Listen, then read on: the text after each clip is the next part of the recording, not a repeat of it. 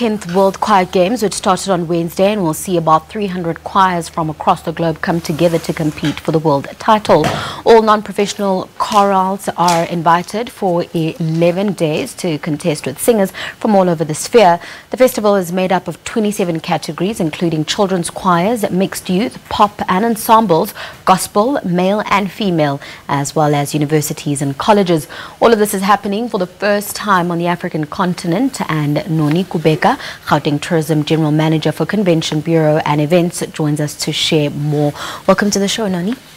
Thank you. Now, this is such a big deal because it's the first time it's happening on the African continent. Tell us why you decided to bring this competition here.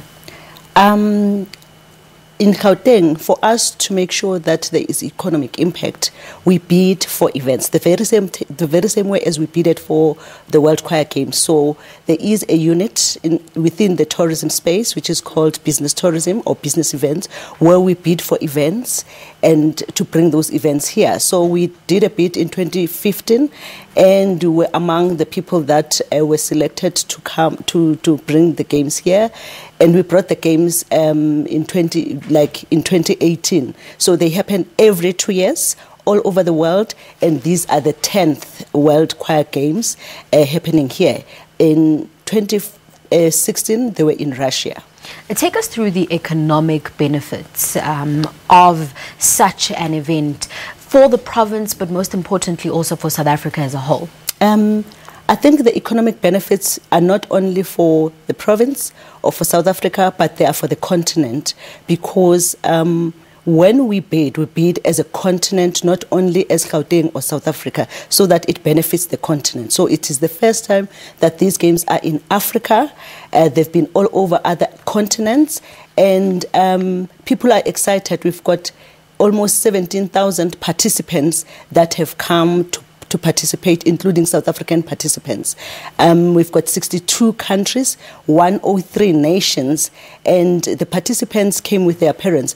We don't know the numbers yet of how many parents have joined us, but the participants from all over the world are 17,468. So you can just imagine the ones that maybe haven't registered, that they came only for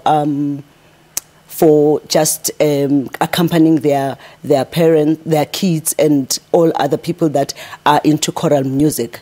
So for us, the job creation, if you look at it, it's a 10-day event, and the participant arrived 2 days before, and they're going to stay long. But they are not going to stay long in Gauteng only. They're going to other provinces. They're going to other African continents, because it's a long-haul destination. Therefore, people want to see more, and it's holidays in other parts of the world. Therefore, they are extending it as a holiday as part of the holidays. So it's job creation. If you look at the small businesses in the townships, they are there cooking, providing lunches, providing dinners, because the competition itself doesn't have gala dinners. You have to buy, you have to be there. So we've got a village that sells different things as they are going to different competition venues, because the competition is not in one venue only. It's in 14 venues around Tshwane. So they have to go and compete 15 minutes in this venue,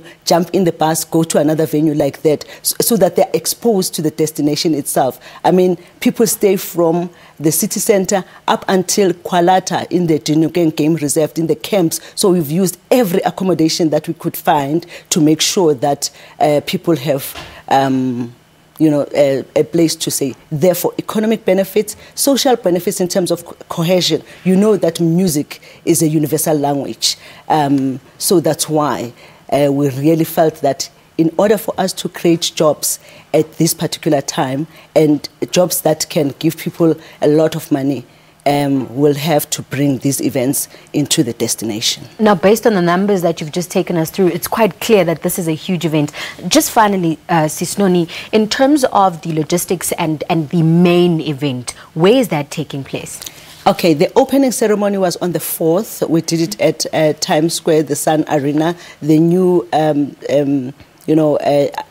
theater that we have in the destination of Tshwane. So we've selected Tshwane because it's our capital city, and the second thing, it has facilities in the music arena. I mean, we've got churches that have brilliant acoustics that we never knew about that can accommodate 7,000 or more. So we've used the University of Pretoria, we've used the schools that have boarding schools, we've used every hotel. So the competition itself is happening in different venues, theatres, universities. Every university that does music in Tshwane has given us the venues in terms of competition venues, but we also have friendship concerts that go to Freedom Park, that go to Kwalata in different venues, including the townships.